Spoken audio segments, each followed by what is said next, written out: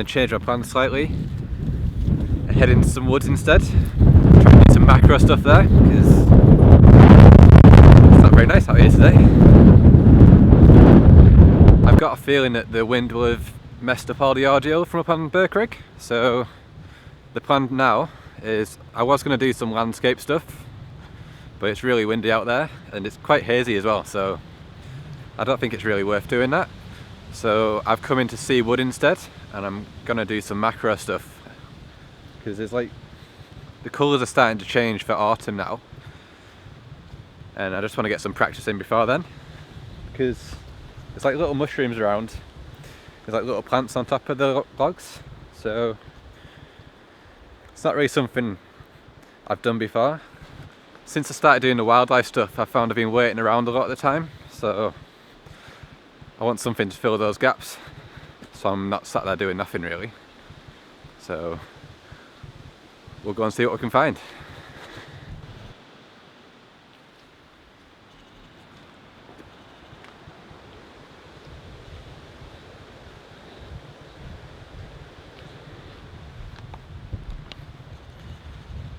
This should be really nice in a few weeks' time.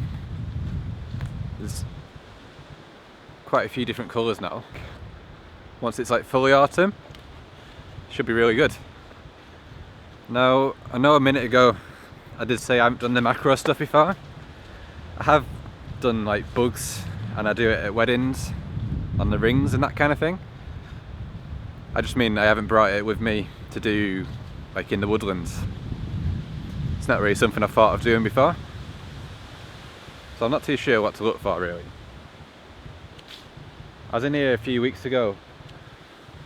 Where was it? There was a log and it had some little plants on top of it. I think it was this one actually. No, it wasn't that one. It's just a little bit further up. So I'm going to go and check that one out, because that's what I had in my head. Then after that we'll just wander around and see what we can find. I found the plants I was on about. They're just on here. I'm not too sure how well you can see it with this lens, but I like these ones that are sticking out above the top.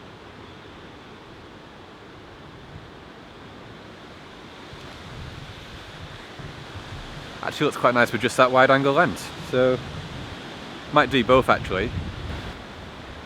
So this is a setup that I'm going to be using. Is that focused? Yeah. So it's a 7D Mark II. Then I haven't actually got a dedicated macro lens. I've just got these extension tubes. I've got the 13mm one on there, and it's with a 50mm lens.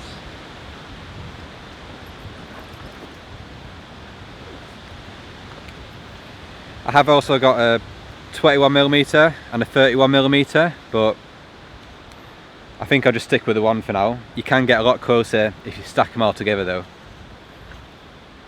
I'm going to have to do it slightly different from when I showed you the bug photography, because I haven't brought my flash with me, but I've brought my tripod, so hopefully we can get away with doing a slightly longer exposure.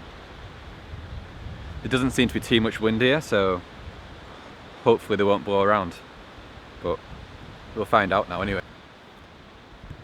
So I've got this all set up now, and after I've had a closer look, I don't really like the look of those plants that I came here for, but it looks different through a macro lens. There's a little leaf on there as well, and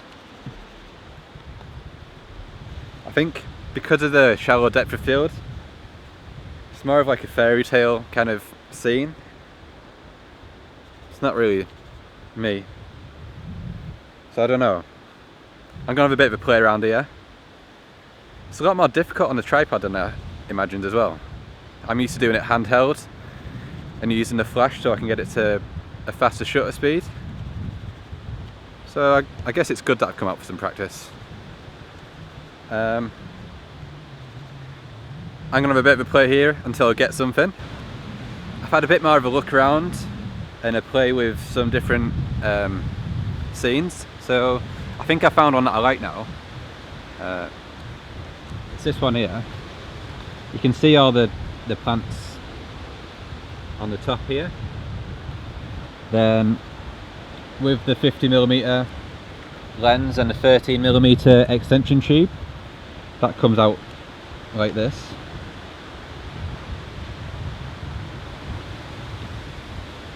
So it's basically just that square there.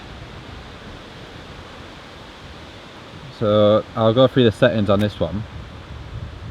I like to keep the ISO as low as possible, so I've got that on 100. Then to get more depth of field, I've stopped it down to f11, but because of that, it's given me a shutter speed of 1.6 seconds. And then for the focusing, I always do it on manual focus for these. I find it to be a bit more reliable. So I'd put it onto live view. Then if you choose where you want to focus, and then zoom in, and then like center it in the frame, then if you just twist the actual focusing rail, you can adjust it until the subject's in focus. And then because it's on the 2-second shutter, we can just click it and it comes out. I'm going to carry on this wander now. I've done this in videos a few times before.